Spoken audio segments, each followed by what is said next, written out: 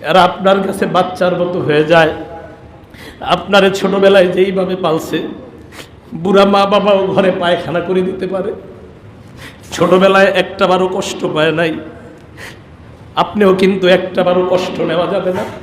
আর কতবার আমার পিছে কষ্ট করছে। এই জন্য আল্লাহ শিখাইলেন, রব্বির হামহুমা কামা রব্বায়ানি সগীরা। এই দোয়াটা তোমরা আমার কাছে বেশি বেশি করবা, অন্তর থেকে দোয়াটা করতে হবে, মুহাব্বতের সাথে সবাই একবার পড়েন, রব্বির হামহুমা কামা রব্বায়ানি সগীরা। এই দোয়া পিতামাতার জন্য করা। এরা দুনিয়াতে থাক, কবরে থাক, যেই জায়গায় থাক, সেখানেই আল্লাহ পাক রব্বুল আলামিন তাদেরকে আরামে রাখবে, সুখে রাখবে, শান্তিতে রাখবে। প্রিয় মুসল্লি ভাইয়ারা, পিতামাতা যাদের নাই, তাদের জন্য দুনিয়াতে কিছু করতে পারেন নাই, অন্তত তাদের জন্য আল্লাহর কাছে বলেন, 100 বার 1000 বার ডেলি বলেন, আল্লাহ আমার বাবাকে মাফ করো, আমার বাবাকে মাফ করো, আমার বাবাকে মাফ করো, আমার বাবাকে মাফ করো। বারবার বলতে থাকেন। প্রথমে নিজের কথা বলবেন, আল্লাহ তুমি আমাকে মাফ করো, আমার পিতামাতাকে মাফ করো, ইমানদার সবাইকে তুমি মাফ করো, আল্লাহ আমাকে মাফ করো, আমার পিতামাতাকে মাফ করো, ইমানদার সবাইকে মাফ করো, আল্লাহ তুমি আমাকে মাফ করো, আমার পিতামাতাকে মাফ করো, ইমানদার সবাইকে মাফ করো। প্রিয় মুসল্লি ভাই, বলতে থাকেন না, বারবার বলতে থাকেন। আল্লাহ বারবার আপনার কথাটা শোনে শোনে, আর তুই গুনাহগার, আবার বলতেছেন শোনে শোনে তুই গুনাহ করস না, আবার বলতেছেন শোনে শোনে আল্লাহর রহমতের জোশ খুইলা যায়। ওলামায়ে কেরাম বলেন, রাগ কইরাও যদি আল্লাহ পাক বলেন, যা এতবার বলছস, কবুল করে নিলাম, আসলাম, এটা দেখি আমার চাইতে বড় ফকির, আমার চাইতে। উনি যার কাছে চায়, আমি যদি তার কাছে চাই, উনি যার কাছে চায়, আমি যদি তার কাছে চাই, আল্লাহু আকবার, উনি যার কাছে চায় আমিও তার কাছে চাই। কারণ উনি আমাদেরকে দান করে প্রতিদিন, তাহলে উনি যার কাছ থেকে চায় আনে, আমি যদি তার কাছে চাই তাহলে তো আরো বেশি ভালো। এবার ওই ফকির কি করলেন, রাস্তার অন্য পাশে চলে গেলেন, যায় নামাজটা বিছাইয়া আল্লাহর দরবারে হাত তুলে বলে, আল্লাহ দুনিয়ার কারো সাহায্যের আমার কোনো দরকার নাই, মাবুদ আমি তোমার দরবারে সাহায্য চাই। বাদশাহ হারুনুর রশিদ ওই রাস্তা দিয়ে যায়, যাওয়ার পর ওই যে ফকির দুইজনের একজনকে দেখে না, আর একজনকে দেখে, প্রশ্ন করে কি ব্যাপার, আর একজন কোথায়? এক ফকির আর এক ফকিরকে সাধারণত দেখতে পারে না, হয় আর বইলেন না, ওইটার টাকা পয়সার অভাব নাই, এই জন্য দরকার নাই। এই বাদশাহ হারুনুর রশিদ এবার রাস্তায় যেই ফকিরটা বসে, তার জন্য বাসার মধ্যে তাকে নিয়ে যায়, নেওয়ার পর মুরগি একটা ফ্রাই করে, ওই ফ্রাই মুরগির ভিতর স্বর্ণ মুদ্রা ঢুকায় তার কাছে পাঠায় দেয়। এবার ওই ফকিরের কাছে বারবার পাঠায়। বাদশাহ হারুনুর রশিদ কয়েকদিন পর আইসা দেখে ওই যে ফকির, যিনি নাকি অন্যদিকে চলে গেছে, উনি আর ওই পাশেও নাই। এবার প্রশ্ন করলো, উনি কোথায়? কয় আর বইলেন না, এখন তার টাকা পয়সার কোনো অভাব নাই, অন্য মানুষকেও উনি এখন দান করতে পারে। বাদশাহ হারুনুর রশিদ বললেন, তুমি বড়লোক কেন হইতে পারলা না? ওই ফকির কেন বড়লোক হয়ে যায়? কয় আর বইলেন না, আমি বড়লোক হইতে পারি নাই, আমি কিভাবে বড়লোক হব বলেন? আপনি মাত্র 2 দিরহাম দেন, এটা দিয়ে কি বড়লোক হওয়া যায় কিনা? কয় প্রতিদিন যে মুরগি দিতাম সেটা কি করতা? কয় আর বইলেন না, আমি হইলাম বড় চালাক মানুষ, এই মুরগিটা আমি বাসায় নিয়ে কি করব? আমি প্রতিদিন কিছু টাকার বিনিময়ে তার কাছে মুরগিটা বিক্রি করে দিতাম। বাদশাহ হারুনুর রশিদ বলে, বোকা, ওই ব্যক্তি আল্লাহর কাছে চাওয়ার কারণে আল্লাহ পাক রব্বুল আলামিন তোমার স্বর্ণ দিয়া তাকে আল্লাহ বড়লোক বানায়া দিলেন। চাবো কার কাছে? আওয়াজ দিয়ে বলেন, আল্লাহর কাছে চাইতে হবে। এই আল্লাহ, আমি তোমার এত দয়ার, এত মায়ার, আমি আল্লাহর কি একটু মনে পড়ে না? এই জন্য বলে, উদউনি আস্তাজিব লাকুম, আমার কাছে বেশি বেশি দোয়া কর, এই দোয়া আমি আল্লাহর বড় পছন্দ। এই জন্য মুসলমান পিতামাতার জন্য 2 নাম্বার আমল আদ-দুআউ লাহুমা, তাদের জন্য বেশি বেশি দোয়া করা। আল্লাহ কোরআনের মধ্যে শিখায়া দেয়, রব্বির হামহুমা কামা রব্বায়ানি সগীরা। কত সুন্দর দোয়া, রব্বি হে আমার রব, ইরহামহুমা আমার পিতা মাতাকে তুমি রহম করো, কামা রব্বায়ানি সগীরা এরা যেইভাবে আমার লালন পালন করছে। এই দোয়া আল্লাহ কেন শিখাইলেন? আমাকে আমার পিতা মাতা ছোটবেলা যেইভাবে লালন পালন করছে ওইভাবে আমার পিতা মাতাকে তুমি দোয়া করো, তুমি রহম করো। আল্লাহ এই দোয়া কেন শিখাইলেন একটু খেয়াল করবেন। আপনাদের যাদের ছোট বাচ্চা আছে তার প্রতি আপনি কতটা রহম আর কতটা দয়া। এই বাচ্চাটাকে একদিন দুই দিন না দেখলে চাকরি স্থলেও থাকতে মন চায় না, অনেক কৌশলের বিনিময় হইলেও সুইটা আসেন, বিদেশের মাটিতে গিয়ে থাকতে মন চায় না। ওই বাচ্চাটার প্রতি আপনার এত মহব্বত তৈরি হয়ে গেছে। স্বামী স্ত্রী বিয়ের পর দুইজনে একটা কাঠের মতো হয়ে যায়, তবে কাঠের উপরে তখনও পেরেক লাগানো হয় না। বাচ্চা হওয়ার পর ওই কাঠের উপর পেরেক লাগানো হয়ে যায়, এর মানে মহব্বত তখন পাকা পুক্ত হয়ে যায়। সন্তান হওয়ার পর মহব্বতটা আরো গভীর হয়ে যায়, যদিও তখন স্বামীর স্ত্রী তত আর বেশি আগের মতো মহব্বত করে না, কারণ মহব্বত এখন বাঘ হয়ে গেছে। মা সন্তানের দিকে তাকাইলে দুনিয়ার আর কিছু মনে থাকে না। আল্লাহ এই জন্য শিখাইলেন রব্বির হামহুমা কামা রব্বায়ানি সগীরা। মাবুদ ছোটবেলা যেইভাবে আমার মায়া করে লালন পালন করছে, আপনি বারবার পায়খানা করছেন, অন্য মানুষ ঘৃণা করছে, আপনার মা কিন্তু একটাবারও আপনাকে ঘৃণা করে নাই, একটাবার আপনাকে ধাক্কা দেয় নাই। এই জন্য আল্লাহ শিখাইছেন কামা রব্বায়ানি সগীরা। বাবু যেইভাবে তারা আবার ছোটবেলায় পালছে ওইভাবে তুমি তাদেরকে রহম করো। এই জন্য আমি বলি বাবা মা বুড়া বুড়ি হয়ে যাওয়ার পর এরা আপনার কাছে বাচ্চার মতো হয়ে যায়। আপনারে ছোটবেলায় যেইভাবে পালছে, বুড়া মা বাবাও ঘরে পায়খানা করে দিতে পারে, ছোটবেলায় একটাবারও কষ্ট পায় নাই, আপনিও কিন্তু একটাবারও কষ্ট নেওয়া যাবে না। আরে কতবার আমার পিছে কষ্ট করছে। এই জন্য আল্লাহ শিখাইলেন রব্বির হামহুমা কামা রব্বায়ানি সগীরা। এই দোয়াটা তোমরা আমার কাছে বেশি বেশি করবা, অন্তর থেকে দোয়াটা করতে হবে, মুহাব্বতের সাথে সবাই একবার পড়েন রব্বির হামহুমা কামা রব্বায়ানি সগীরা। এই দোয়া পিতামাতার জন্য করা, এরা দুনিয়াতে থাক কবরে থাক যেই জায়গায় থাক সেখানেই আল্লাহ পাক রব্বুল আলামিন তাদেরকে আরামে রাখবে, সুখে রাখবে, শান্তিতে রাখবে। প্রিয় মুসল্লি ভাইয়ারা, পিতামাতা যাদের নাই তাদের জন্য দুনিয়াতে কিছু করতে পারেন নাই, অন্তত তাদের জন্য আল্লাহর কাছে বলেন 100 বার 1000 বার ডেলি বলেন আল্লাহ আমার বাবাকে মাফ করো, আমার বাবাকে মাফ করো, আমার বাবাকে মাফ করো, আমার বাবাকে মাফ করো। বারবার বলতে থাকেন। প্রথমে নিজের কথা বলবেন আল্লাহ তুমি আমাকে মাফ করো, আমার পিতা মাতাকে মাফ করো, ইমানদার সবাইকে তুমি মাফ করো, আল্লাহ আমাকে মাফ করো, আমার পিতা মাতাকে মাফ করো, ইমানদার সবাইকে মাফ করো, আল্লাহ তুমি আমাকে মাফ করো, আমার পিতা মাতাকে মাফ করো, ইমানদার সবাইকে মাফ করো। প্রিয় মুসল্লি ভাই বলতে থাকেন না, বারবার বলতে থাকেন।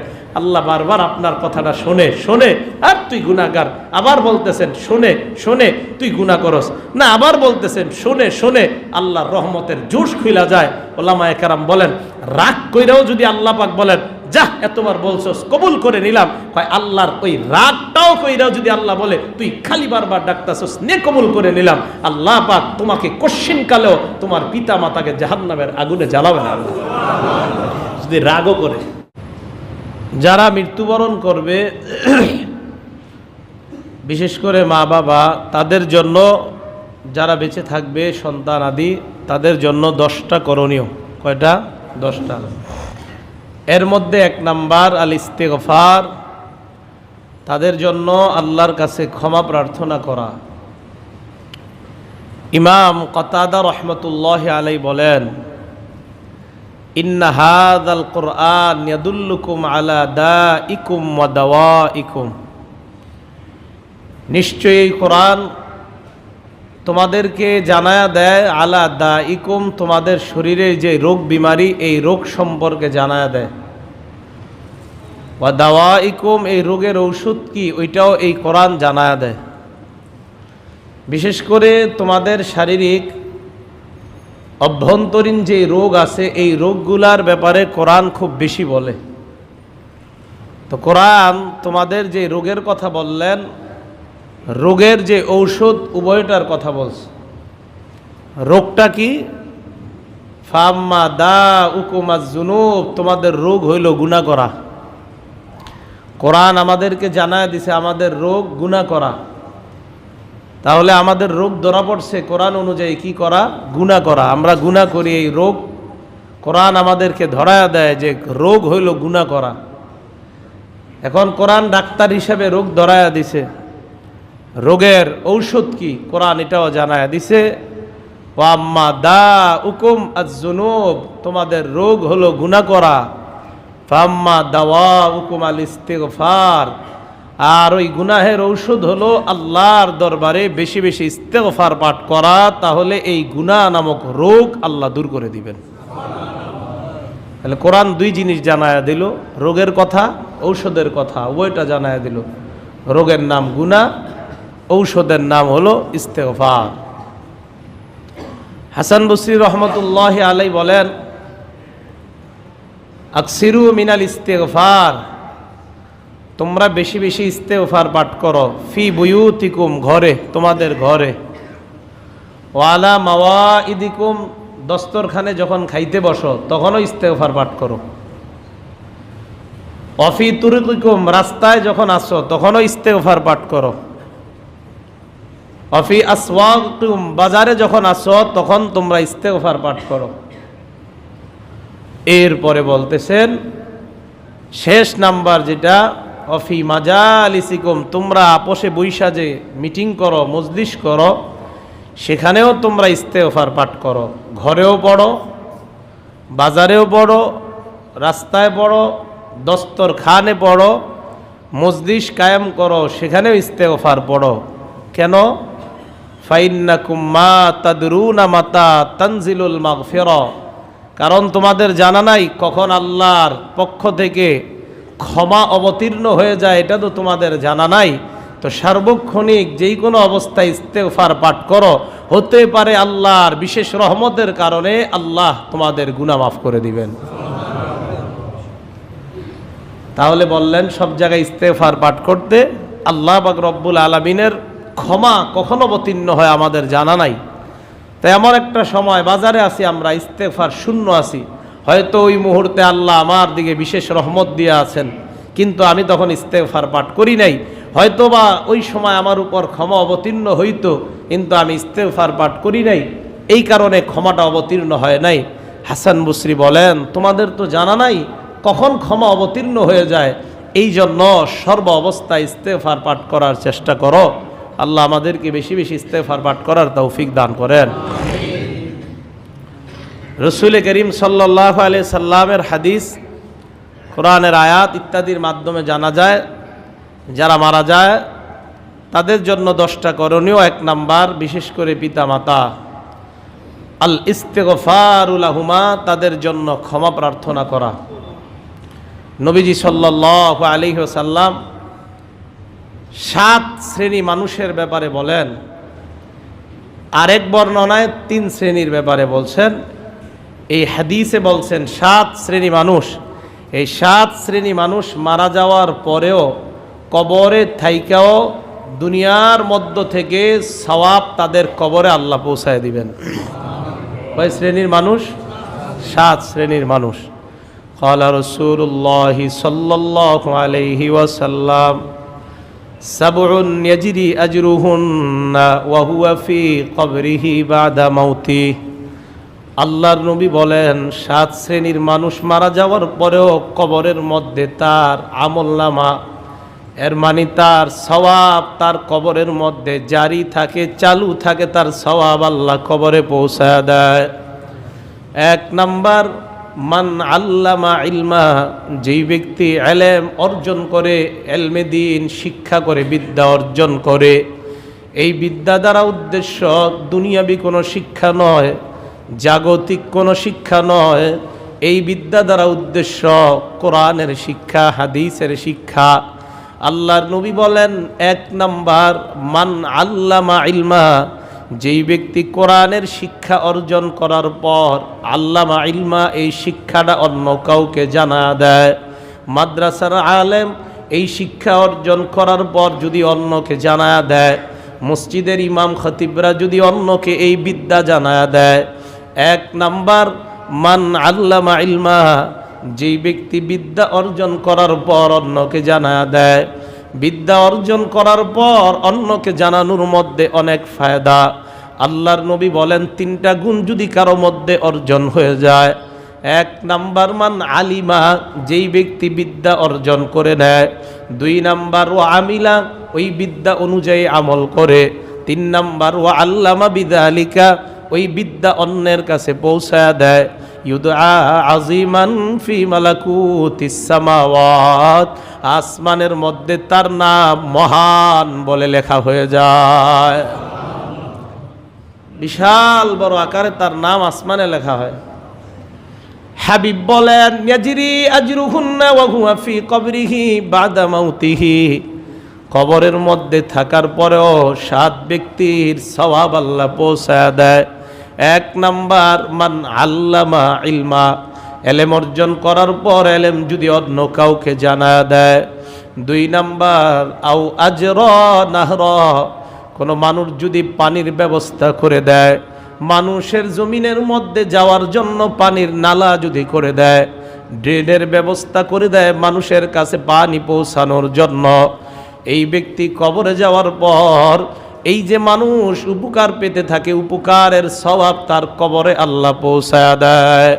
3 নাম্বার আও হাফারা বিরা, কোনো মানুষ যদি মানুষের পানি পান করার জন্য কূপ বানায় দেয়, এই কূপ বানানো দ্বারা উদ্দেশ্য রাস্তার মধ্যে যদি মানুষের পানি পানের জন্য আপনি একটা কলের ব্যবস্থা করে দেন, দেশ গ্রামের মধ্যে মাইলের পর মাইল কোনো কলের ব্যবস্থা নাই, আপনি যদি একটা পানির কলের ব্যবস্থা করে দেন, কোনো পথিক মুসাফির যতবার যায় ওই জায়গা থেকে যখন পানি পান করবে, আপনার জন্য দোয়া করার প্রয়োজন নাই, পানি পান করার সাথে সাথে এর সওয়াব আপনার কবরে আল্লাহ পৌঁছায় দেয়। 4 নাম্বার আও গরসা নখলা, কেউ যদি একটা খেজুর গাছ রোপণ করে দেয়, এই খেজুর গাছ লাগানোর পর তার নিয়ত হলো এই খেজুর গাছ আমি নিজের কোনো ফায়দায় লাগাই নাই, আল্লাহ যত মানুষ এই খেজুর গাছের খেজুর খাবে সবার জন্য আমি লাগাইলাম। এক হাদিসের মধ্যে আসছে এই গাছের খেজুর যদি কোনো চোর চুরি করে খায়, এরপরেও এটা সদকা হিসাবে ওই ব্যক্তির কবরে আল্লাহ সওয়াব পৌঁছায় দেয়। চোর যদি চুরি করে এই গাছের খেজুর খায়, তারপরেও তার কবরে আল্লাহ সৎকার সওয়াব পৌঁছায় দিবে। চোর তো আর জানে না যে আমি চুরি করতেছি, কিন্তু চোরের তো এটা জানা নাই যে এই খেজুর গাছ তো সবার জন্য, আমার চুরির কি দরকার, আমি এমনি খাই। কিন্তু ওই বেটা চুরি করছে খাওয়ার, এই খাওয়ার জন্য চুরি করছে, চুরির নিয়তে চুরি করছে, কিন্তু ওর তো জানা নাই এটা পাবলিক সবার জন্য। কিন্তু চোর যে চুরি করে খেয়ে ফেলছে, সৎকা হয়ে গেছে, এই সৎকা যে ব্যক্তি গাছ লাগাইছে তার কবরে আল্লাহ পৌঁছায় দিবেন। এই হাদিসে খেজুর গাছের কথা বলছেন এই জন্য যে গাছের মধ্যে সবচেয়ে উত্তম গাছ খেজুর গাছ। হাদিসের মধ্যে আসছে একমাত্র পৃথিবীতে একটা গাছ, যেই গাছ মুসলমানের সাথে সাদৃশ্যতা রাখে, এই গাছ হলো খেজুর গাছ। কোন গাছ? খেজুর গাছ।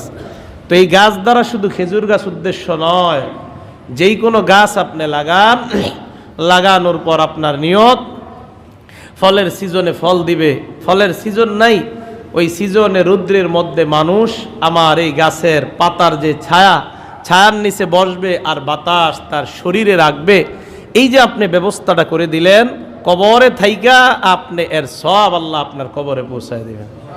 এ হলো 4 নাম্বার।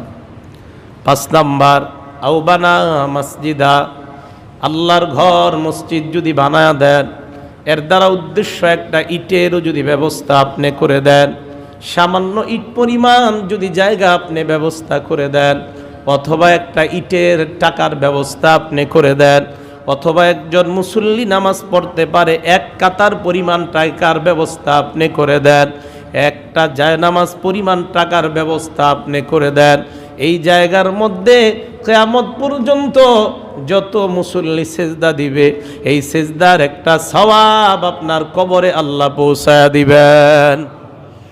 5 নাম্বার গেল আও বানা মসজিদা, 6 নাম্বার আও ওয়াররাসা মুসহাফা, কেউ যদি কোরআন কারো মধ্যে বিলায়া দেয়, আপনি কোরআন বিলি করে দিলেন, মাদ্রাসার 7 জন এতিম ছাত্রের জন্য 7টা কোরআনের ব্যবস্থা করে দিলেন, অথবা কোনো ছাপাখানায় গিয়ে বললেন আমার জন্য 30 পিস কোরআনের কপি প্রস্তুত করে দাও, আমি এই কপিগুলা মানুষের মধ্যে বিলায় দিতে চাই।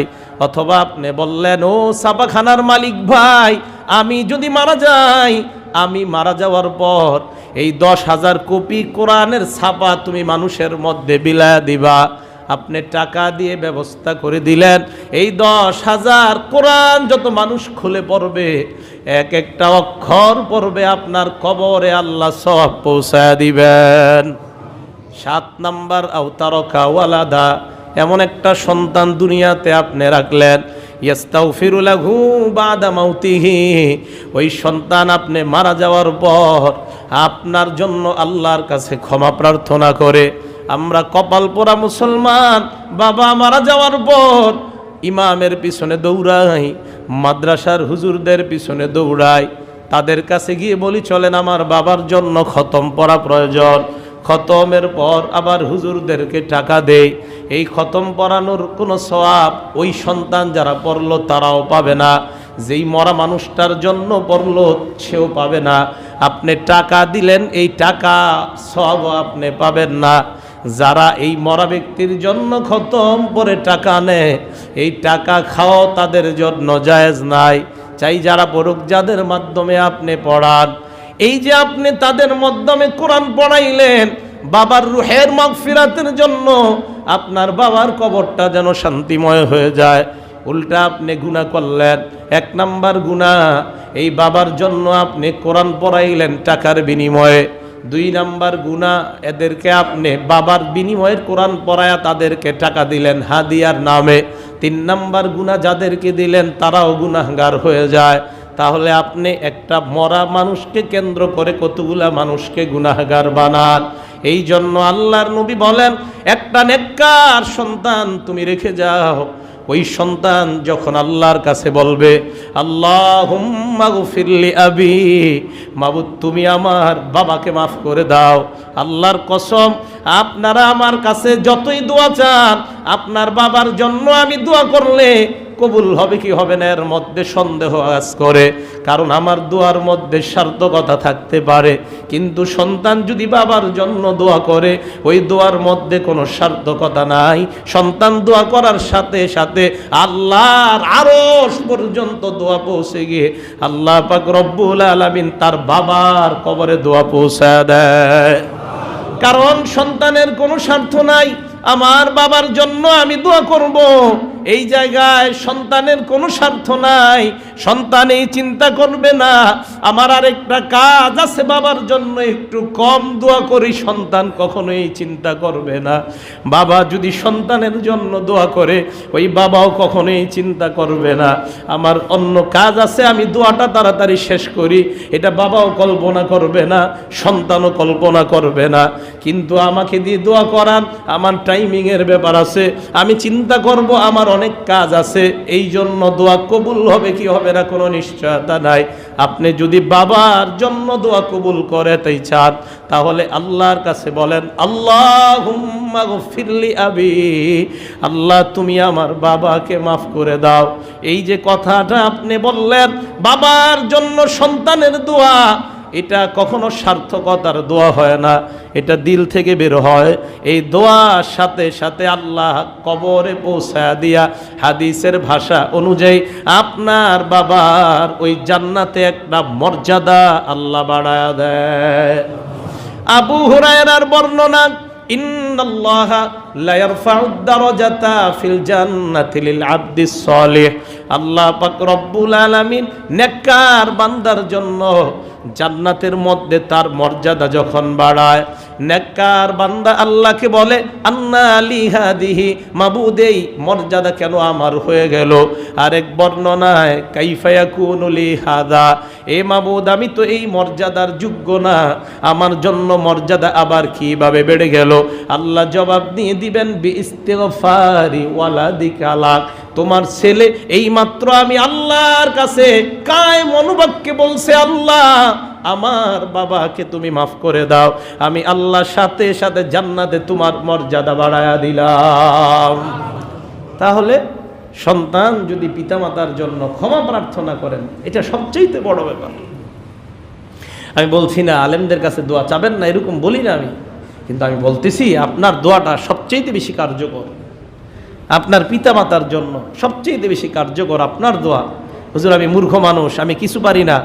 আপনি সব ঠিক আছে, আপনি মূর্খ, আপনি কিচ্ছু জানেন না, এতটুকু তো বলতে পারেন আল্লাহ আমার আব্বারে আপনি মাফ করে দেন, এতটুকু তো বলতে পারেন। এই যে কথাটা আপনি বললেন, আপনি মূর্খ হন আর যাই হন, শুধু এই যে একটু বলতে পারলেন আল্লাহ আমার বাবাকে আপনি মাফ করেন, আমার মাকে আপনি মাফ করেন, আল্লাহ আমার আম্মার কবরটা শান্তিময় বানায়া দেন। আপনি যখন বলবেন বিশ্বাস করেন আপনার বলার মতো দুনিয়ার কারো বলা হবে না, আল্লাহর কসম হতেই পারে না, আপনার বাবার জন্য আপনার বলার মতো অন্য কারো বলা হবে না, হতেই পারে না। আপনি চাই যত বড় পীর সাহেব, যত বড় মুহাদ্দিস শাইখুল হাদিস বলেন, আপনার বাবার জন্য আপনার বলা এটা উনি জীবনও বলতে পারবে না। কিন্তু আপনার ভাষা অনেক খারাপ, আপনি মূর্খ মানুষ, কিন্তু আল্লাহর কাছে কোনোভাবে আপনি বলতে পারছেন আল্লাহ আমার আব্বাকে আপনি মাফ করেন। এই যে আপনার দিলের যে অবস্থাটা, এই অবস্থাটা তো আল্লাহ দেখেন, সাথে সাথে কবরে আপনার বাবার মর্যাদা আল্লাহ বৃদ্ধি করে দেন। হাদিসের বর্ণনা। দোয়া করবো তো সবাই। এক নাম্বার পিতামাতার জন্য ইস্তেগফার পাঠ করা, তাদের জন্য আল্লাহর কাছে ক্ষমা প্রার্থনা করা। 2 নাম্বার কাজ আদ-দুআ লাহুমা, তাদের জন্য দোয়া করা, যারা দুনিয়ায় বেঁচে আছে তাদের জন্য নেক হায়াতের দোয়া করা, তাদের জন্য বেশি বেশি আল্লাহর কাছে দোয়া করা। আল্লাহর নবী ইব্রাহিম ও আল্লাহর কাছে দোয়া করেছেন, রব্বানা গফিরলি ওয়ালি ওয়ালিদাইয়া ওয়ালিল মুমিনিনা ইয়াউমা ইয়াকুমুল হিসাব। মাবুদ আমার বাবা কিয়ামতের ময়দানে মানুষকে যখন আপনি উঠাইবেন, আমার বাবাকে জাহান্নামে দিবেন, ব্যাপারটা আমি কিভাবে সন্তান হয়ে সহ্য করব?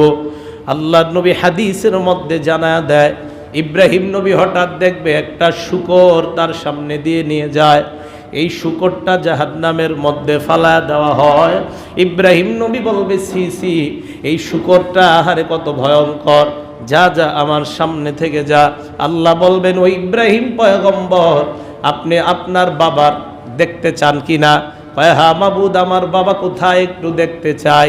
আল্লাহ জানায়া দিবেন যে শূকরটা দেখলেন সেটাই আপনার বাবা, এই শূকরের আকৃতিতে জাহান্নামে ফেলে দেওয়া হবে। ওই দিন বাবার জন্য কোনো আফসোসও থাকবে না, কারণ দেখতে এমন ভয়ঙ্কর।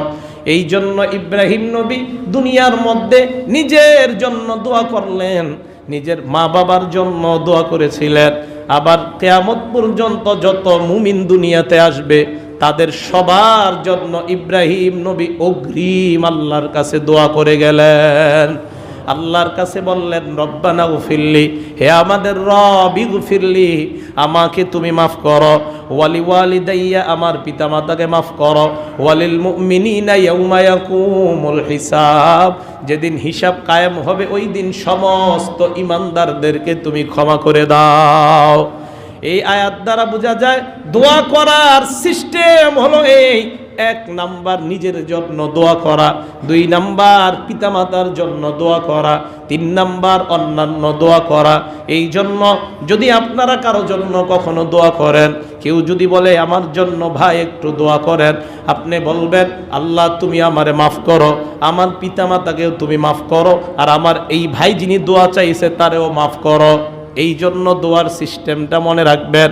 আল্লাহ তুমি আমাকে মাফ করো, আমার পিতামাতাকে মাফ করো, আর যেই ভাই আমার কাছে দোয়া চাইলো তাকে তুমি মাফ করো।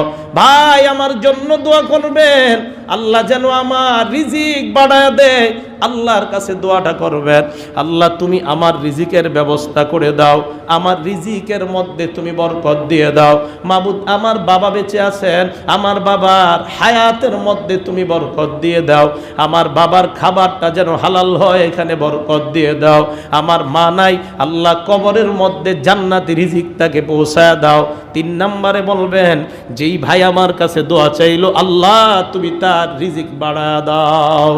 তাহলে দোয়ার সিস্টেম, যেই দোয়া আপনার কাছে যে চাবে, ভাই আমার জন্য একটু দোয়া করেন, আমার ব্যবসার জন্য বরকত হয়, আল্লাহ তুমি আমার মালে বরকত দাও, আমার পিতা মাতার মালে বরকত দাও, পিতামাতা দুনিয়ায় নাই, আমার পিতামাতার আত্মীয় যারা তাদের মালে বরকত দাও। 3 নম্বরে বলবেন আমার এই ভাইয়ের ব্যবসায় তুমি বরকত দিয়ে দাও। কোরআন থেকে এই সিস্টেমটা শিখা যায়। আপনাদের কাছে যে যেই নিয়তে দোয়া চাইবে, দোয়ার সিস্টেমটা এরকম হবে, প্রথমে নিজের জন্য, এরপর পিতামাতা, না থাকলে তাদের আত্মীয় স্বজন, না থাকলে তাদের আত্মীয় নিকট আত্মীয় যারা, এইভাবে। 2য় নাম্বারে আপনি পিতামাতাকে রাখবেন, এরপরে আশেপাশে এদেরকে রাইখা 3য় নাম্বারে দোয়া করবেন যেই ভাই দোয়া চায়। কথাটা কি বুঝে আসছে?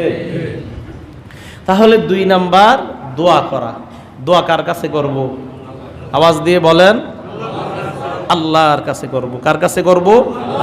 আল্লাহ বলেন ওয়াইদা সাআলাকা ইবাদি আন্নী ফাইন্নী করিব। সাহাবারা বলেন ইয়া রাসূলুল্লাহ আইনা রব্বুনা, আমাদের রব কোথায়? সুবহানাল্লাহ। আল্লাহ জানায়া দিলেন ওয়াইদা সাআলাকা ইবাদি আন্নী ফাইন্নী করিব। এ আমার নবী, এরা যখন আপনার কাছে আমার ব্যাপারে প্রশ্ন করে, আমি আল্লাহ কোথায় এদেরকে জানায়া দেন, ফাইন্নী করিব, আমি আল্লাহ একদম তাদের কাছাকাছি। কত কাছাকাছি! অন্য আয়াতে আল্লাহ বলেন ওয়ালাকাদ খলাকনাল ইনসানা ওয়া না'লামু মা তুওয়াসউইসু বিহি নাফসু। আমি মানুষ বানাইলাম, আমি জানি তার মন কি কুমন্ত্রণা দেয়। মনটা কখনো আমেরিকা চলে যায়, কখনো জাপান, কখনো ভালোর দিকে যায়, কখনো খারাপ, আমি আল্লাহ জানি। কেন জানি জানুনি? ওয়া নাহনু আকরাবু ইলাইহি মিন হাবলিল ওয়ারিদ, আমি আল্লাহ তার রগের আরো কাছে।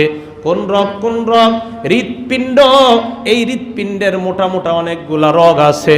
আপনারা যারা সায়েন্স গবেষণা করেন জানার কথা, পুলমোনারি আর্টারি, পুলমোনারি ভেন, ডান অলিন্দ ডান অলিন্দ ডান নিলয়, বাম অলিন্দ বাম নিলয়। হৃৎপিণ্ড থেকে কয়েকটা পাইপ গেছে বিভিন্ন জায়গায় জায়গায়। এই পাইপগুলার মাধ্যমে রক্তের সঞ্চালন হয়। রক্তগুলা যেই রাস্তা দিয়ে যায়, যাওয়ার পর আপনার শরীরের বিভিন্ন অঙ্গগুলাকে আপনার সতেজ করে তোলে। সঞ্চালন যদি বেশি হয়, আবার যদি কম হয়ে যায়, ইম্পালস যদি বেশি কম হয়, তাহলে লো প্রেশার হাই প্রেশারের সম্ভাবনা দেখা দেয়। এইভাবে সুন্দরভাবে এই হৃৎপিণ্ড থেকে প্রকোষ্ঠ 4টা, যেটাকে ক্লোস্ট বলা হয়, এই 4টা প্রকোষ্ঠ 4 দিকে চলে যায়। একটা ডান অলিন্দ আর একটা ডান নিলয়, আর একটা বাম অলিন্দ আর একটা বাম নিলয়। এইগুলারে আবার অন্য ভাষায় বলা হয় পুলমোনারি আর্টারি, আরেকটাকে বলা হয় পুলমোনারি ভেইন। এইগুলার মাধ্যমে রক্ত সঞ্চারণ হয়ে আপনার শরীরের মধ্যে চলে যায়। পায়ের যেই রক্তটা, সেখানে যদি একটু কম যায়, মাঝে মাঝে বলেন হুজুর পাটা অবশ হয়ে গেছে, ডান পাটা অবশ হয়ে গেছে, এর মানে রক্তের সঞ্চালন সঠিকভাবে হচ্ছে না। এই যে আমাদের হৃৎপিণ্ড থেকে এইভাবে সঞ্চালন হয়ে যায়, গতিটা হয়ে যায়। বিজ্ঞানকে প্রশ্ন করেন, ডাক্তারকে প্রশ্ন করেন, তারা বলে এটা হয় এই কারণে, এটা হয় ওই কারণে, এটা হয় অমুক কারণে, হৃৎপিণ্ডটা নড়ার কারণে এইগুলা নড়ে। এবার ডাক্তারকে প্রশ্ন করেন, ও ডাক্তার ভাই হৃৎপিণ্ডটা নড়ে কেন? জবাব দেন। কোনো ডাক্তার আর জবাব দিতে পারে না। বিভিন্ন অঙ্গের নড়াচড়ার জবাব দেয়, কয় এই কারণে। একটু বলেন হৃৎপিণ্ডটা কেন নড়ে? ডাক্তার জবাব দিতে পারে না। আল্লাহ বলেন হৃৎপিণ্ড কেন নড়ে জানুনি? আমি 15,000 বছর পূর্বে বলে দিলাম। হৃৎপিণ্ড নড়ার একটা কারণ আছে, ওয়া নাহনু আকরাবু ইলাইহি মিন হাবলিল ওয়ারিদ। এই যে রক্তগুলা সঞ্চালন হয় এটা তোমার কত আপন, এইগুলা সঞ্চালন না হইলে তুমি মারা যাইবা। এই যে হৃৎপিণ্ড তোমার এত আপন, এত আপন, আমি আল্লাহ এর চাইতেও আরো নিকটবর্তী হয়ে যায়। শুধু তাই নয়, হৃৎপিণ্ডকে নাড়ায়, ডাক্তাররা তখন আর বলতে পারে না। আল্লাহ পাক জবাব দিয়ে দিছে, নবী আপনাকে তারা প্রশ্ন করবে, ওয়ায়াসআলুনাকা আনির রূহ, এরা আপনার কাছে জানতে চাইবে রূহ বা আত্মা কি জিনিস। সারা দুনিয়ার বিজ্ঞানকে প্রশ্ন করবেন, কোনো জবাব নাই। সবাই এক জায়গায় আইসা জবাব শূন্য। আমার দেহটা কেন নড়ে? কয়েকটা কারণে। হৃৎপিণ্ড নড়ে, কয় হৃৎপিণ্ড কেন নড়ে? কয় রক্ত সাপ্লাই করে। কয় রক্ত সাপ্লাই কি হয়? কয় শরীর সতেজ থাকে। বুঝলাম রক্ত সাপ্লাইয়ের কারণে শরীর সতেজ থাকে। শরীরের সতেজের কারণ হলো রগগুলা, এই রগগুলারে সতেজ রাখে আর্টারি, ভেইন ইত্যাদিগুলা। ডান অলিন বাম অলিন, ডান নিলয় বাম নিলয় যদি ঠিক থাকে তাহলে শরীর সতেজ থাকে। এবার ডাক্তারকে প্রশ্ন করেন, ও ডাক্তার ভাই, হৃৎপিণ্ডটা কে নাড়ায়? জবাব দাও। ডাক্তার এই জায়গায় আর কোনো জবাব দিতে পারে না। আমার আল্লাহ জবাব দিয়ে দেয়, কুলির রূহু মিন আমরি রব্বি, এই নড়াচড়াটা অন্য কিছু না। আপনি দুনিয়ার মানুষকে জানায়া দেন, এটা আমার রব আল্লাহর একটা আদেশ। আমার আল্লাহর আদেশ যতক্ষণ থাকবে হৃৎপিণ্ড নড়বে, আদেশ থাকবে না হৃৎপিণ্ড নাই হয়ে যাবে, রূহটা অন্য জগতে চলে যাবে। আমার আপনার শরীরটাকে তখন লাশ বলা হয়।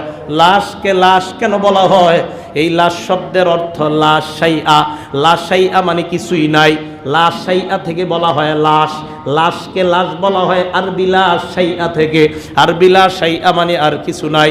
রূহ যখন না থাকে আপনার আর কিছু নাই, ওই রূহের কারণে আপনার হৃৎপিণ্ড নড়ে। কয় হুজুর এটা আবার কি জিনিস? কয় এটা কিছুই বুঝার নাই। ওই হৃৎপিণ্ড মানে আল্লাহর একটা হুকুমের কারণে নড়তে থাকে।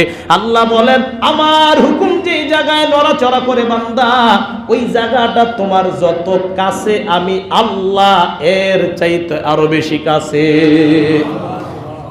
এটাই বললেন, আমাকে ডাকো, আমাকে ডাকো। কয় কেন? উজিবু দাওয়াতাদ দাঈ ইযা দাআন, বান্দা যখন আমাকে ডাকে আমি আল্লাহ তার ডাকে সাথে সাথে সাড়া দেই। হ্যাঁ, এরা আপনার কাছে প্রশ্ন করে আমি কোথায়? বলেন আমি কাছে। কত কাছে? এটা তো বললাম বিজ্ঞানের ভাষায়। এবার আল্লাহ বলেন এত কাছে, এত কাছে। উজিবু দাওয়াতাদ দাঈ ইযা দাআন, তাকান আমার দিকে। আল্লাহ আল্লাহ আল্লাহ আল্লাহ। আরো আস্তে বললাম, চুপে চুপে বললাম, মনে মনে বললাম। আল্লাহ কই, এই যে মনে মনে বললাম, তখনও আমি সাথে সাথে তোমার ডাকে সাড়া দিয়ে দেই। যত আস্তে বলেন, উজিবু দাওয়াতাদ দা। কারণ আরে আমি তো তোমার, এই যে ইম্পালস হচ্ছে তোমার হৃদয়ে, সব কিছু নড়াচড়া করছে, ওঠানামা করছে, এটা তোমার যতটা আপন, এর চাইতে আরো কাছে আমি আল্লাহ। ডাকো, সাথে সাথে আমি আল্লাহ বলি, বান্দা কি কি বল, বল কি বলবি বল, সাথে সাথে। উজিবু দাওয়াতাদ দা ইযা দাআন। অন্য আয়াতে আল্লাহ বলেন, উদউনি আস্তাজিব লাকুম, দোয়া কর, দোয়া কর, আমার কাছে বল, আমারে ডাক।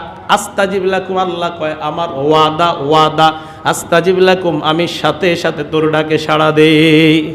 আল্লাহর কাছে এরপরে ডাইকা বলি, আল্লাহ এটা দাও, ওটা দাও। আল্লাহ জানে আমাকে কোনটা দিলে আমার খারাপ হবে, কোনটা দিলে আমার ভালো। আল্লাহর কসম আমি আপনাদেরকে বলি, একদিনে যদি 20 বার দোয়া করেন, এই 20 বারের একটা যদি কবুল হয়, 19টা আর কবুল যদি না হয়, কিয়ামতের ময়দানে ওই 19টা আল্লাহ কবুল করে নিবেন। সাহাবারা বলি, ইয়া রাসূলুল্লাহ, তাহলে তো বেশি বেশি দোয়া করা দরকার। হুজুর, যত বেশি দোয়া করব, দুনিয়াতে যদিও না পাই, আখেরাতে তো পাবো। সাহাবারা সবসময় আখেরাতের চিন্তা করতেন। আমাদের দেশের ভাইয়েরা দোয়ার প্রতি একবারে অবজ্ঞা দেখায়। দোয়া বেশি বেশি করা দরকার। রাতের আধারে অন্ধকারের মধ্যে বসে যান, আল্লাহর দরবারে ভিক্ষুকের মতো হাতটা উঠান, হাতটা উঠায়া ভিক্ষুকের মতো কান্নাকাটি আরম্ভ করে দেন। বাদশাহ হারুনুর রশিদ 53 লক্ষ বর্গ মাইল তার শাসন ক্ষমতা ছিল। কয় লক্ষ বর্গ মাইল? হ্যাঁ, কয় লক্ষ? আমাদের বাংলাদেশ কয় হাজার বর্গ মাইল? কয় হাজার? 56 তো অনেক আগে ছিল, এরপরে শুনি 55, এখন শুনি 54, কবে যে শুনি 50, কবে শুনবো 10, কবে শুনবো নাই আল্লাহ জানে। অনেক আগে শুনছি 56,000 বর্গ মাইল, এরপরে শুনি 55,000, বর্তমানে অনেক দিন আগের কথা শুনি 54,000 বর্গ মাইল। কে জানে কয়েকদিন পরে আবার কিছু কম হয়ে যায় কিনা। যাই হোক, আমার আলোচনার বিষয় এটা নয়। আমাদের বাংলাদেশ বর্তমান অনুযায়ী 56, 55 আর 54 যা বলেন, বাদশাহ হারুনুর রশিদের রাজত্ব ছিল 53 লক্ষ বর্গ মাইল। এই বাদশাহ হারুনুর রশিদ প্রতিদিন এক রাস্তা দিয়ে যায়। রাস্তা দিয়ে যাওয়ার সময় 2টা ফকির বসে থাকে। এর মধ্যে ওই প্রত্যেকটা ফকিরকে বাদশাহ হারুনুর রশিদ 2 দিরহাম করে দান করে। কয় দিরহাম? 2 দিরহাম করে দান করার পর প্রত্যেক দিন ফকির ওই রাস্তায় বসে শুধুমাত্র বাদশার এই দানের আশায় 2 দিনার স্বর্ণ দান করে। এবার একজন ফকির একদিন চিন্তা করলো, আমার মেয়ের বিয়ে হবে, বিয়ের জন্য একটু টাকা পয়সা বেশি দরকার। এই জন্য বাদশাহ হারুনের রশিদের রাজপ্রাসাদে যায়। যাওয়ার পর তালাশ করলো বাদশাহ কোথায়। জবাব দেয় বাদশাহ তার ইবাদতখানায়। এবার ওই ফকির তার ইবাদতখানায় যায়। যাওয়ার পর দেখে 53 লক্ষ বর্গ মাইলের বাদশাহ হারুনুর রশিদ আল্লাহর কাছে হাত উঠাইয়া বলতেছে, আল্লাহ তুমি আমার প্রজাদেরকে ভালো রাখো, আল্লাহ তুমি আমার এলাকার ওই মানুষগুলাকে ভালো রাখো, আল্লাহ তুমি আমার বর্গ মাইলের কাউকে না খাওয়ায় মারবা না। এ মাবুদ, তুমি যদি অমুক মানুষটারে না খাওয়াও, আমি কিয়ামতের ময়দানে তোমার কাছে কি জবাব দিব। বারবার আল্লাহর কাছে কাঁদতেছে আর বলতেছে, আল্লাহুম্মা আনা ওয়া আনতা আনাল আওয়াদু বিজ্জাম। বলতেছে, আল্লাহ আমি বারবার গুনাহ করি, তুমি বারবার মাফ করে দাও। বারবার এই কথাগুলো আল্লাহর কাছে বলতেছে আর বলতেছে, মাবুদ আমার রাজত্বের মধ্যে যারা আছে কাউকে তুমি কষ্ট দিও না। এইভাবে ফকিরের চাইতে আরো ভয়ঙ্কর ভাবে কান্নাকাটি করতেছে। ওই যেই ফকির দান চাইতে গেছে, ওই ফকির এবার কয়, আমি কার কাছে দান চাইতে আসলাম এটা দেখি আমার চাইতে বড় ফকির, আমার চাইতে। উনি যার কাছে চায় আমি যদি তার কাছে চাই, উনি যার কাছে চায় আমি যদি তার কাছে চাই, আল্লাহু আকবার, উনি যার কাছে চায় আমিও তার কাছে চাই। কারণ উনি আমাদেরকে দান করে প্রতিদিন, তাহলে উনি যার কাছ থেকে চায় আনে, আমি যদি তার কাছে চাই তাহলে তো আরো বেশি ভালো। এবার ওই ফকির কি করলেন, রাস্তার অন্য পাশে চলে গেলেন, যায় নামাজটা বিছাইয়া আল্লাহর দরবারে হাত তুলে বলে, আল্লাহ দুনিয়ার কারো সাহায্যের আমার কোনো দরকার নাই, মাবুদ আমি তোমার দরবারে সাহায্য চাই। বাদশাহ হারুনুর রশিদ ওই রাস্তা দিয়ে যায়। যাওয়ার পর ওই যে ফকির 2 জনের একজনকে দেখে না আর একজনকে দেখে, প্রশ্ন করে কি ব্যাপার, আর একজন কোথায়। এক ফকির আর এক ফকিরকে সাধারণত দেখতে পারে না। হয় আর বইলেন না, ওইটার টাকা পয়সার অভাব নাই, এই জন্য দরকার নাই। এই বাদশাহ হারুনুর রশিদ এবার রাস্তায় যেই ফকিরটা বসে তার জন্য বাসার মধ্যে তাকে নিয়ে যায়। নেওয়ার পর মুরগি একটা ফ্রাই করে, ওই ফ্রাই মুরগির ভিতর স্বর্ণ মুদ্রা ঢুকায় তার কাছে পাঠায় দেয়। এবার ওই ফকিরের কাছে বারবার পাঠায়। বাদশাহ হারুনুর রশিদ কয়েকদিন পর আইসা দেখে ওই যে ফকির যিনি নাকি অন্যদিকে চলে গেছে উনি আর ওই পাশেও নাই। এবার প্রশ্ন করলো, উনি কোথায়। কয় আর বইলেন না, এখন তার টাকা পয়সার কোনো অভাব নাই, অন্য মানুষকেও উনি এখন দান করতে পারে। বাদশাহ হারুনুর রশিদ বললেন, তুমি বড়লোক কেন হইতে পারলা না, ওই ফকির কেন বড়লোক হয়ে যায়। হয় আর বইলেন না, আমি বড়লোক হইতে পারি নাই, আমি কিভাবে বড়লোক হব বলেন। আপনি মাত্র 2 দিরহাম দেন, এটা দিয়ে কি বড়লোক হওয়া যায় কিনা। হয় প্রতিদিন যে মুরগি দিতাম সেটা কি করতা। হয় আর বইলেন না, আমি হইলাম বড় চালাক মানুষ, এই মুরগিটা আমি বাসায় নিয়ে কি করব, আমি প্রতিদিন কিছু টাকার বিনিময়ে তার কাছে মুরগিটা বিক্রি করে দিতাম।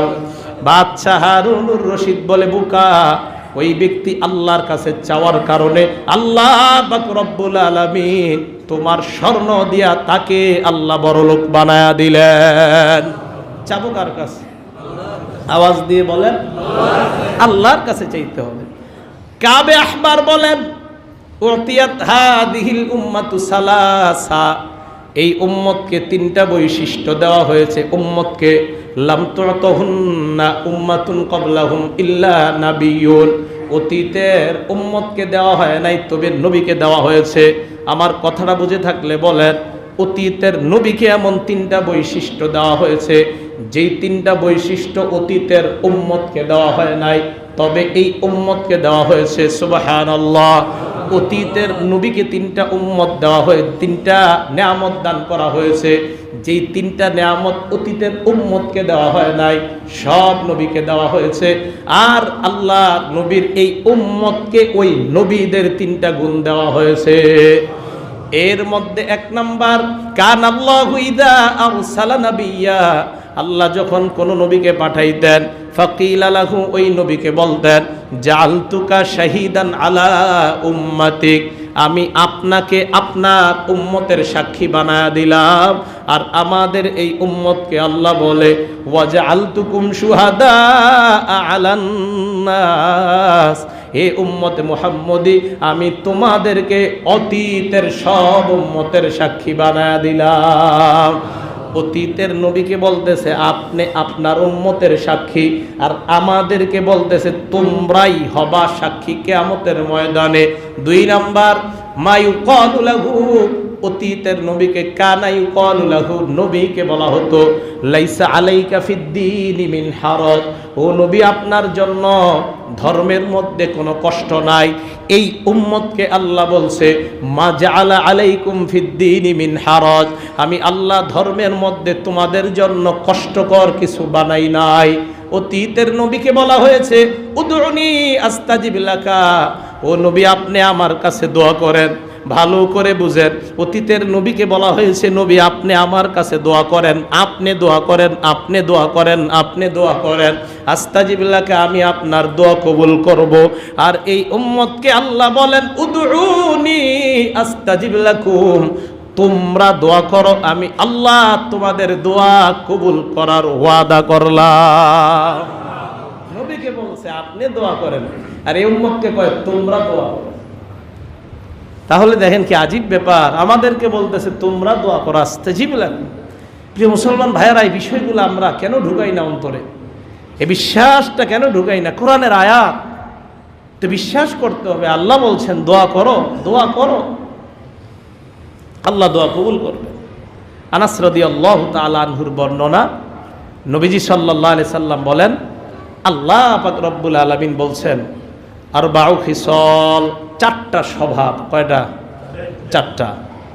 এর মধ্যে ওয়াহিদাতুম মিনহুন্না লি, এই চারটা স্বভাবের মধ্যে একটা আমার জন্য, মানে আল্লাহর জন্য। একটা কার জন্য? যদিও আল্লাহ নবীকে বলছেন, কিন্তু কথাটা আমাকে আপনাকে সবাইকে বলতেছেন। দেখেন কি বলে, ওয়াহিদাতুম মিনহুন্না লি, এই চারটা বৈশিষ্ট্যের একটা আমার।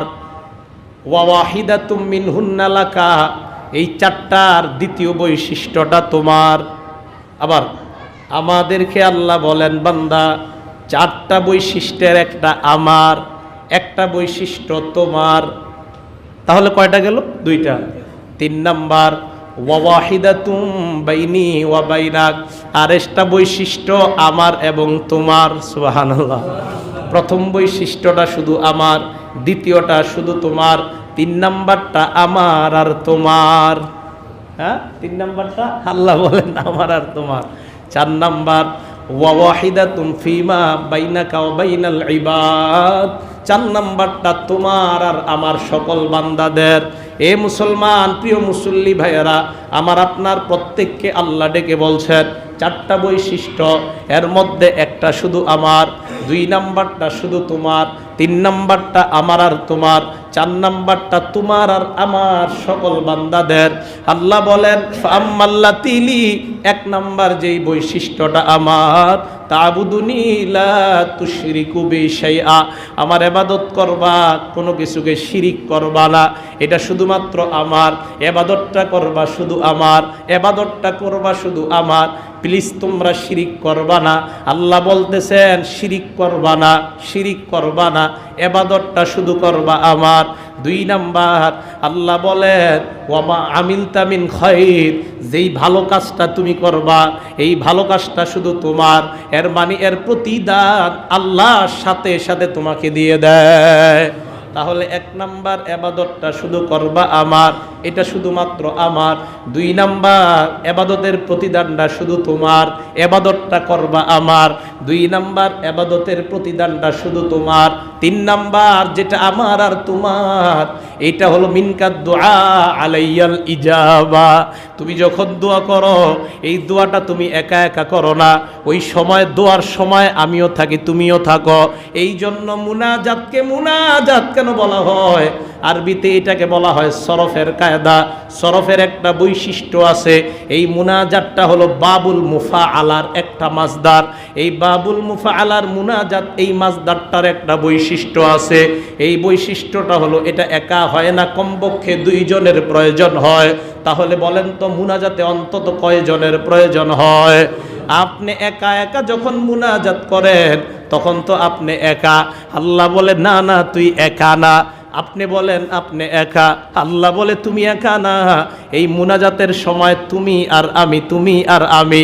মুনাজাত শব্দের অর্থ হলো কানে কানে কথা বলা। বলেন তো কানে কানে একা কথা বলা যায় নাকি অন্তত 2 জনের প্রয়োজন হয়? আল্লাহ বলেন কানে কানে কার কানে কথা বললা?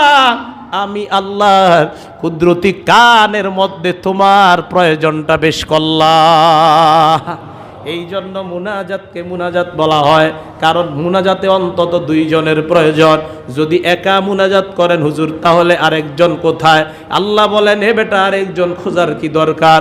কারণ মুনাজাত দোয়া এমন একটা জিনিস যেটা আমার আর তোমার। দোয়ার সময় তুমিও থাকি আমিও থাকি। আমার কাছে যখন বলতেছ আমি আল্লাহ তোমার কথাগুলা খুব ভালোভাবে শুনতে থাকি। আমার বান্দা আমার কাছে চায়, আমার আল্লাহর বড় ভালো লাগে। আল্লাহর বান্দাদের মধ্যে কিছু বান্দা আছে এমন দেখবেন আল্লাহর অনেক ভালো বান্দারা আল্লাহকে বেশি ডাকে, এরপরে তাদের অবস্থা ভালো থাকে না। জানেননি কেন? আল্লাহ চায় তুই আমার বেশি ডাক, আমার তোর ডাকটা বড় ভালো লাগে, এই জন্য তোর দোয়াটা একটু দেরিতে কবুল করি। এর মানে এই নয় তোর দোয়া আমি কবুল করি নাই, তোর ডাক আবার বেশি শুনতে মন চায় তাই বারবার ডাক। এই জন্য দেখবেন অনেকে বারবার ডাকে, কারণ তার ডাক আল্লাহর দরবারে বারবার পছন্দ। আল্লাহ যদি বলে আমি যদি তোর আশাটা পূর্ণ করি, যদি আমারে আর না ডাকস, এই জন্য আমি চাই বারবার আমাকে ডাক। আমাকে ডাকলে আমার বড় ভালো লাগে। কেন চিন্তা করেন না? আল্লাহ বলেন আমি আল্লাহ আঙ্গুলের মাথা বানাইতে পারলাম, যেই আমি আল্লাহ তোরে আঙ্গুলের মাথা দিলাম। কোরআনে আল্লাহ বলেন বানানা। বানানা শব্দের অর্থ আঙ্গুলের মাথা। আল্লাহ আঙ্গুলের মাথার কথা কেন বললেন? এই জন্য বললেন বান্দা দুনিয়ার কোটি কোটি মানুষ একরকম যদি হয়ে যায়, আঙ্গুলের ছাপটা কোনোদিনও মিলবে না। দুনিয়ার 100 জন মানুষ দেখতে যদি একরকম চেহারা হয়, একরকম হাত, একরকম পা, একরকম আঙ্গুল, একরকম সব, ওই বান্দাদের হাতের ছাপটা নিবি দেখি কখনো মিলবে না। এই জন্য আল্লাহ আঙ্গুলের মাথার কথা বললেন, যেই আল্লাহ আমি তোরে এমন আঙ্গুলের মাথা দিলাম, কিয়ামতের ময়দানে ওই আঙ্গুলওয়ালা মানুষ তোকে আমি আল্লাহ বানাবো। আব্দুর রহমানের আঙ্গুলটা আব্দুর রহিমকে দিব না, বরং দুনিয়াতে যেই আঙ্গুল দিয়া ছাপ দিতা ওই ছাপওয়ালা আঙ্গুল আমি তোমাকে দিয়ে দিব। যেই আল্লাহ আমি তোমার এত দয়ার এত মায়ার, আমি আল্লাহর কি একটু মনে পড়ে না? এই জন্য বলে উদউনি আস্তাজিব লাকুম, আমার কাছে বেশি বেশি দোয়া কর। এই দোয়া আমি আল্লাহর বড় পছন্দ।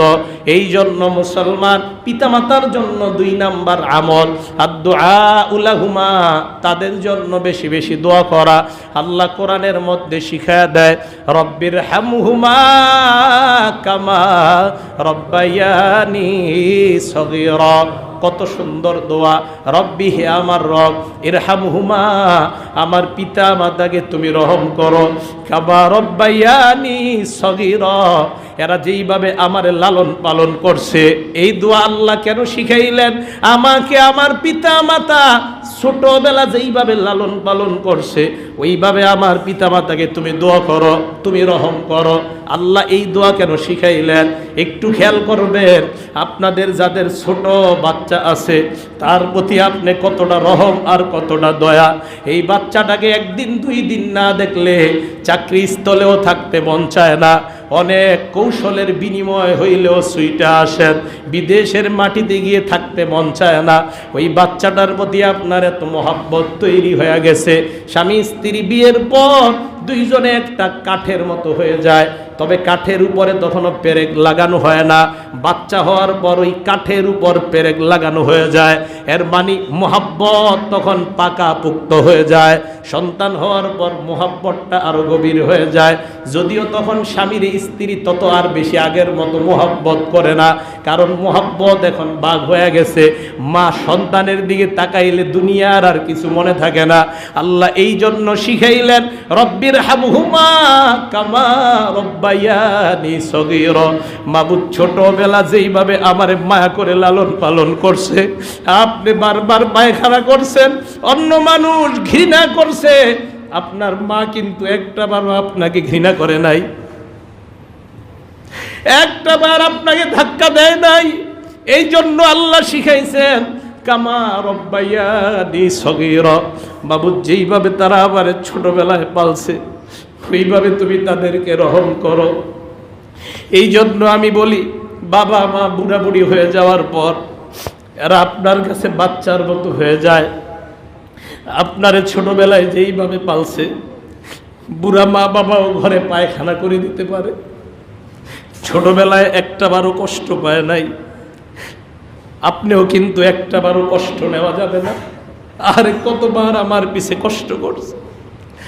এই জন্য আল্লাহ শিখাইলেন রব্বির হামহুমা কামা রব্বায়ানি সগীরা। এই দোয়াটা তোমরা আমার কাছে বেশি বেশি করবা, অন্তর থেকে দোয়াটা করতে হবে, মুহাব্বতের সাথে সবাই একবার পড়েন রব্বির হামহুমা কামা রব্বায়ানি সগীরা। এই দোয়া পিতামাতার জন্য করা। এরা দুনিয়াতে থাক, কবরে থাক, যেই জায়গায় থাক, সেখানেই আল্লাহ পাক রব্বুল আলামিন তাদেরকে আরামে রাখবে, সুখে রাখবে, শান্তিতে রাখবে। প্রিয় মুসল্লি ভাইয়ারা, পিতামাতা যাদের নাই তাদের জন্য দুনিয়াতে কিছু করতে পারেন নাই, অন্তত তাদের জন্য আল্লাহর কাছে বলেন 100 বার 1000 বার ডেলি বলেন আল্লাহ আমার বাবাকে মাফ করো, আমার বাবাকে মাফ করো, আমার বাবাকে মাফ করো, আমার বাবাকে মাফ করো। বারবার বলতে থাকেন। প্রথমে নিজের কথা বলবেন আল্লাহ তুমি আমাকে মাফ করো, আমার পিতা মাতাকে মাফ করো, ইমানদার সবাইকে তুমি মাফ করো, আল্লাহ আমাকে মাফ করো, আমার পিতা মাতাকে মাফ করো, ইমানদার সবাইকে মাফ করো, আল্লাহ তুমি আমাকে মাফ করো, আমার পিতা মাতাকে মাফ করো, ইমানদার সবাইকে মাফ করো। প্রিয় মুসল্লি ভাই বলতে থাকেন না, বারবার বলতে থাকেন। আল্লাহ বারবার আপনার কথাটা শোনে শোনে আর তুই গুনাহগার, আবার বলতেছেন শোনে শোনে তুই গুনাহ করস না, আবার বলতেছেন শোনে শোনে আল্লাহর রহমতের জোশ খুইলা যায়। ওলামায়ে কেরাম বলেন রাগ কইরাও যদি আল্লাহ পাক বলেন যা এতবার বলছস কবুল করে নিলাম, কয় আল্লাহর ওই রাগটাও কইরাও যদি আল্লাহ বলে তুই খালি বারবার ডাকতাছস নে কবুল করে নিলাম, আল্লাহ পাক তোমাকে কশ্চিন কালেও তোমার পিতা মাতাকে জাহান্নামের আগুনে জ্বালাবে না।